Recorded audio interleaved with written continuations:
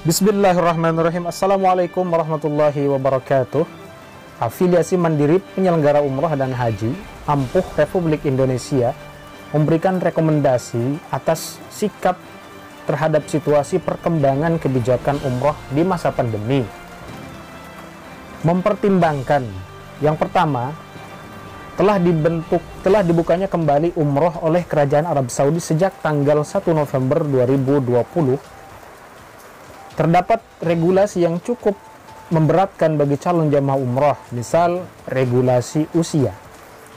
Yang ketiga, adanya keharusan karantina bagi jemaah seluruh dunia selama 3 hari penuh ketika sampai di Arab Saudi.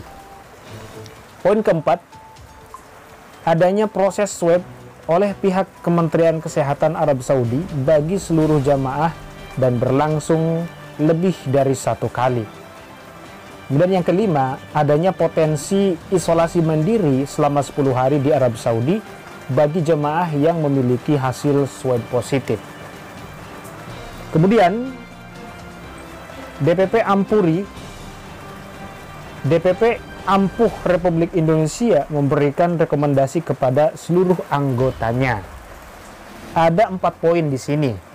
Yang pertama, menunda seluruh program keberangkatan jemaah baik yang telah melunasi jemaah tertunda keberangkatan musim lalu dan jemaah yang baru mendaftar.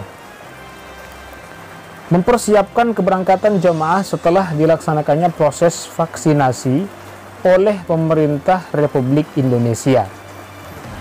Yang ketiga, jika terdapat jamaah yang memenuhi kriteria regulasi dan siap secara finansial, psikologis, dan kesehatan, maka dapat dilakukan pemberangkatan dengan menerapkan protokol kesehatan secara ketat. Yang keempat adalah kami sarankan seluruh anggota dapat melaporkan seluruh keberangkatan jamaah umroh kepada regulator Kementerian Agama Republik Indonesia melalui email yang telah ditentukan. Demikian rekomendasi yang disampaikan oleh DPP atau Dewan Pengurus Pusat Afiliasi Mandiri Penyelenggara Umroh dan Haji atau Ampuh Republik Indonesia. Nah, bagi sahabat Bapak Ibu sekalian, calon jamaah umroh dan haji, menyikapi rekomendasi ini perlu kiranya kita berpikir secara jernih dan bijak terhadap apa yang direkomendasikan oleh DPP Ampuh Republik Indonesia. Tiada lain semata-mata demi keamanan, kesehatan, dan juga keselamatan calon-calon jamaah umroh.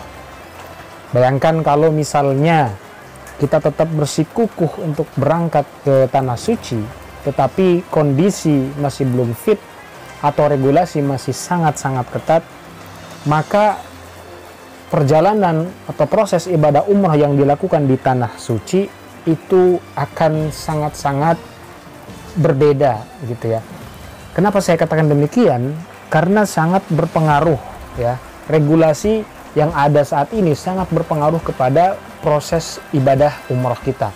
Nah, sementara kita berangkat umroh adalah untuk melaksanakan ibadah dengan tenang, dengan nyaman, aman, tanpa ada gangguan apapun. Lalu menyikapi poin yang kelima ya, adanya potensi isolasi mandiri selama 10 hari di Arab Saudi bagi jamaah yang memiliki hasil swab positif. Artinya gini, kalau kita berangkat dari Indonesia ke Tanah Suci, contoh ke Mekah atau ke Madinah, selama 3 hari kita harus karantina di sana, di hotel. Nah, setelah 3 hari di karantina, itu kita akan diswab atau dites swab oleh pihak Kementerian Kesehatan Arab Saudi. Jika hasilnya positif, ya, maka ada potensi untuk isolasi mandiri selama 10 hari. Ya, lalu kapan ibadah umrohnya? Sementara misalnya paket umroh yang kita ambil itu cuma 12 atau 15 hari. Berarti waktunya dihabiskan untuk karantina atau untuk isolasi. Seperti itu. Tetapi bagi yang memang hasil swabnya negatif, itu bisa langsung melaksanakan ibadah umroh atau ibadah-ibadah yang lainnya itu di Tanah Suci. Ya, baik di Mekah maupun di Madinah. Jadi, Bapak Ibu sahabat sekalian perlu kiranya mempertimbangkan kembali rencana ya rencana keberangkatan ibadah umroh ke tanah suci. Semua yang telah disampaikan tadi ya, dari rekomendasi yang disampaikan atau dikeluarkan oleh afiliasi mandiri penyelenggara umroh dan haji atau AMPUH, semata-mata demi kebaikan atau demi keamanan semua calon jamaah umroh dan haji masyarakat Indonesia. Ya. Lalu sampai kapan gitu ya? Pertanyaannya adalah kemudian sampai kapan regulasi ini berlaku? Misalnya usia dibatasi di bawah di atas 50 tahun dan di bawah 18 tahun itu nggak boleh umroh di masa pandemi. Nah, itu sampai kapan? Nah, jawabannya adalah sampai vaksin ini didistribusikan merata dan semua warga negara, terutama calon-calon jamaah umroh ini melakukan vaksin untuk ibadah, untuk keberangkatan umroh gitu ya. Jadi cara terbaik atau cara yang paling efektif adalah kita sabar menunggu vaksin ya. Karena satu-satunya cara untuk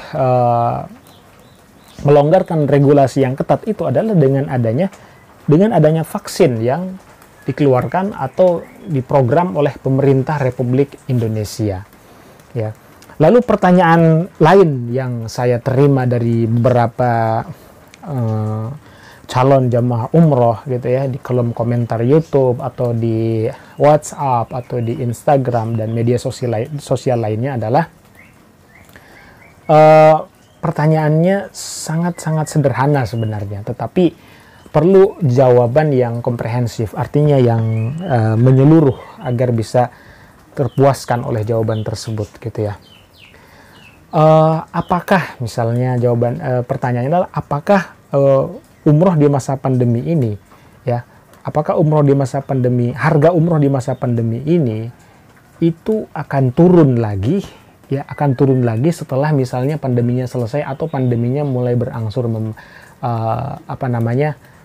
memperlihatkan tanda-tanda kesembuhan atau tanda-tanda mereda begitu. Nah, pertanyaan ini sebenarnya butuh jawaban yang artinya yang bukan jawaban ya naik atau ya turun atau tidak naik tidak turun, tetapi kita harus melihat dari beberapa komponen. Misalnya gini, kenapa harga umroh di saat pandemi ini naik? Ya karena komponen hotel misalnya.